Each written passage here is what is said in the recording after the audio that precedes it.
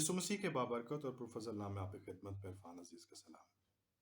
मेरे अजीज़ों, हम इफसियों के ख़त को जब पढ़ते हैं उसके दूसरे बाब और उसकी 10वीं आयत में, तो बड़ी खूबसूरत आयत हमें मिलती है।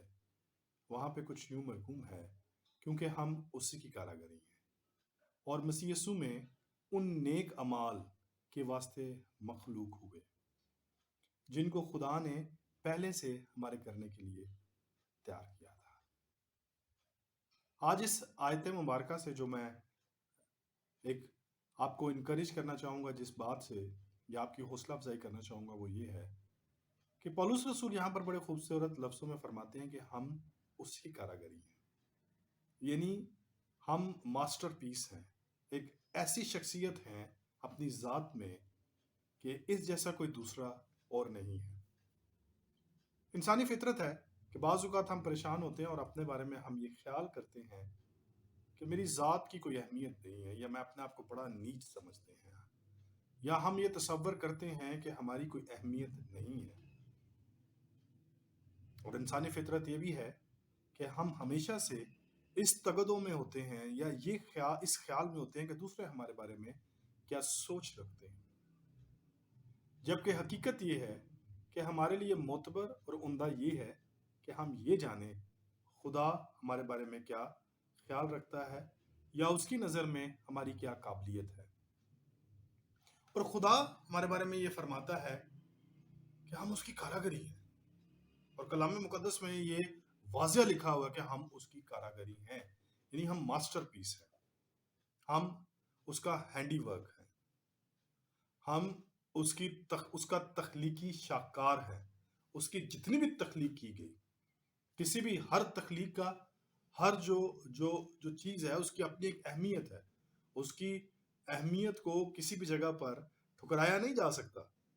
लेकिन आपके बारे में कहा गया कि आपका उसका तख्लीकी शाहकार हैं, आप उसका मास्टरपीस हैं, आप उसका हैंडीवर्क हैं, आप उसकी वर्कमैनशिप है।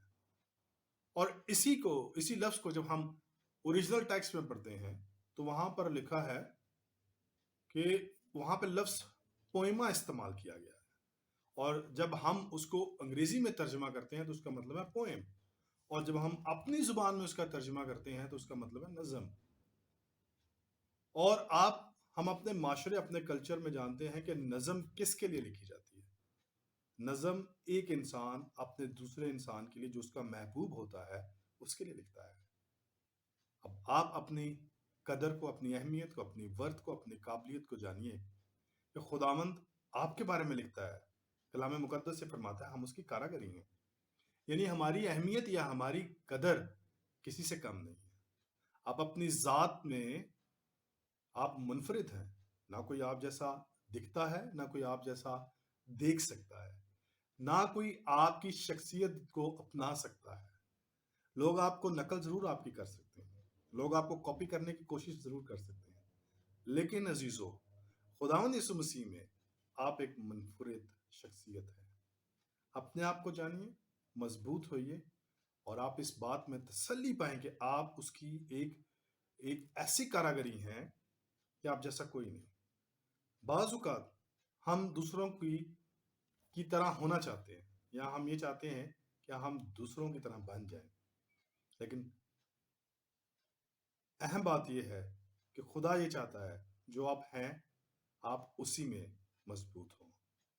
आइए आज से इस बात में परेशान होने की बजाय, या ये सोचने की बजाय कि मेरी क्या अहमियत है, मेरी क्या वक़्त है, मैं अपने बेटे, अपनी बेटियों को, अपनी कलीसिया के लोगों को, मुल्क पाकिस्तान में रहते हुए कलीसिया को, चर्च को, बल्कि जहाँ पर भी मेरा ये पैगाम सोशल मीडिया के ज़रिए पहुँचे, मैं अपने मसीह बेटे बेटियों को इनकरेज करना चाहता हूँ कि आप उसकी कारागरी हैं, सो मजबूत हो जाओ, और मजबूत होकर खुदा के कलाम के लिए, उसके चर्च के लिए, उसकी कलीसिया के लिए बरकत का बायस बने।